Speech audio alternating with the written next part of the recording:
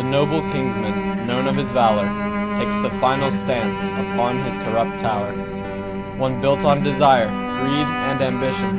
One of weak-willed bloodlust and tormenting visions.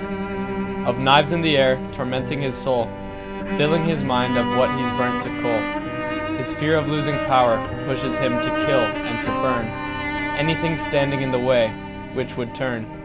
A noble kingsman, now one of cowardice upon his rampart, into a monster who killed all that threatened him, including his heart. Clinging to prophecies, believing he was immune to death, such is the tragedy of Macbeth.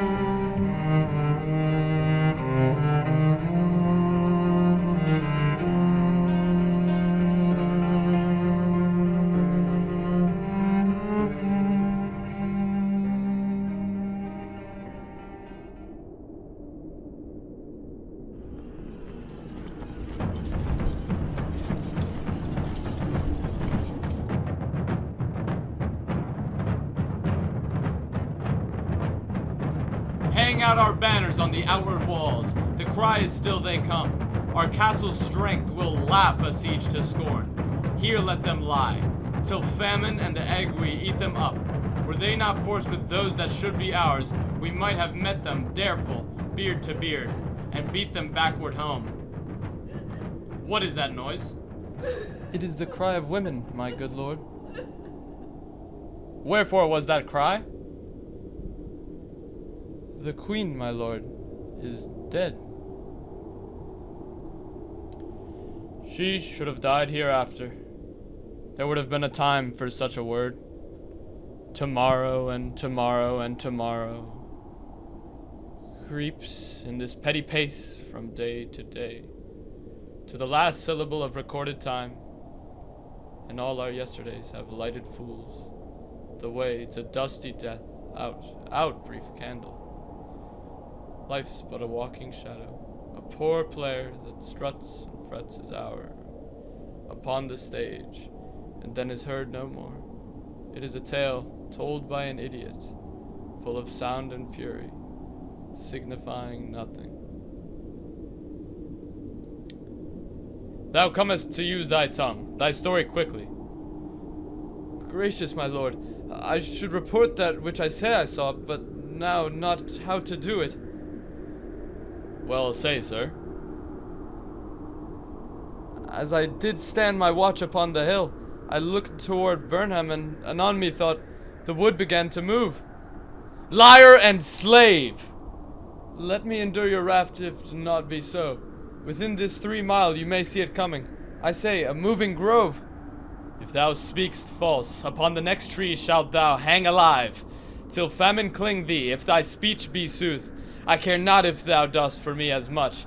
I pull in resolution, and begin to doubt the equivocation of the fiend that lies like the truth. Fear not till Burnham Wood do come to Dunsinane, and now a wood comes toward Dunsinane. Arm, and out. If this is which he avouches does appear, there is nor flying hence nor tarrying here.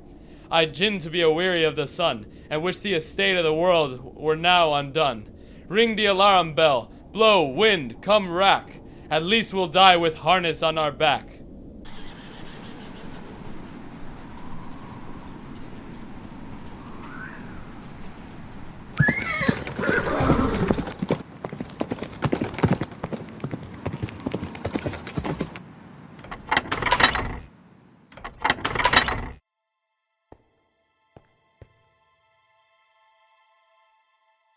They have tied me to a stake. I cannot fly. But bear-like, I must fight the course. What's he that was not born of woman? Such a one am I to fear, or none.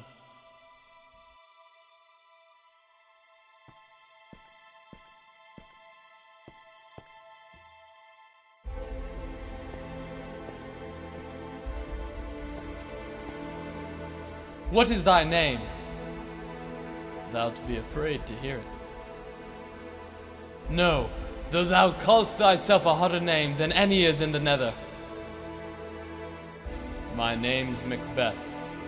Herobrine himself could not pronounce a title more hateful to mine ear. No, nor more fearful. Thou liest, abhorrent tyrant! With my sword, I'll prove the lie thou speak'st.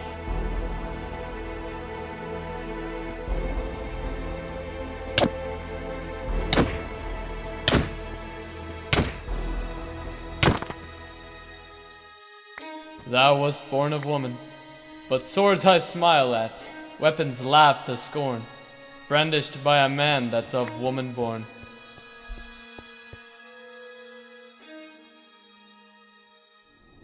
That way the noise is. Tyrant, show thy face. If thou be a slain and with no stroke of mine, my wife and children's ghosts will haunt me still. I cannot strike at wretched kerns, whose arms are hired to bear their staves. Either thou, Macbeth, or else my sword with an unbattered edge, I sheathe again undeeded.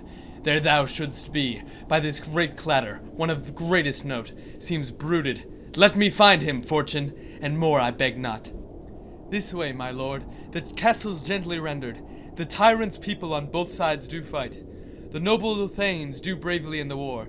The day is almost itself professes yours, and little is to do. We have met with foes that strike beside us. Enter, sir, the castle. Why should I play the Roman fool and die on mine own sword, whiles I see lives, the gashes do better upon them? Turn, Witherspawn, turn! Of all men else I have avoided thee, but get thee back, my soul is too much charged with blood of thine already. I have no words. My voice is in my sword. Thou bloodier villain than terms can give thee out.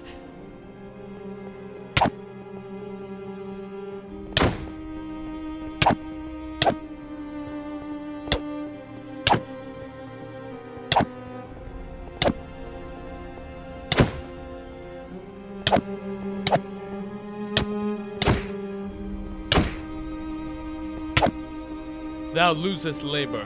As easy mayst thou the entrenchant air with thy keen sword impress as make me bleed. Let fall thy blade on vulnerable crests. I bear a charmed life which must not yield to one of woman born. Despair thy charm, and let the angel whom thou still hast served tell thee Macduff was from his mother's womb untimely ripped. Accursed be the tongue that tells me so, for it hath cowed my better part of man, and they juggling fiends no more believed, that palter with us in a double sense, that keep the word of promise to our ear, and break it to our hope. I'll not fight with thee. Then yield thee, coward, and live to be the show and gaze of the time. We'll have thee, as our rarest monsters are, painted on a pole and underwrit, here may you see the tyrant. I will not yield to kiss the ground before young Malcolm's feet, and to be baited with the rabble's curse. Through Burnham Wood be come to Dunsinane, and thou opposed, being of no woman born. Yet I will try the last. Before my body I throw my warlike shield. Lay on, Macduff, and damned be him that first cries, "Hold enough!"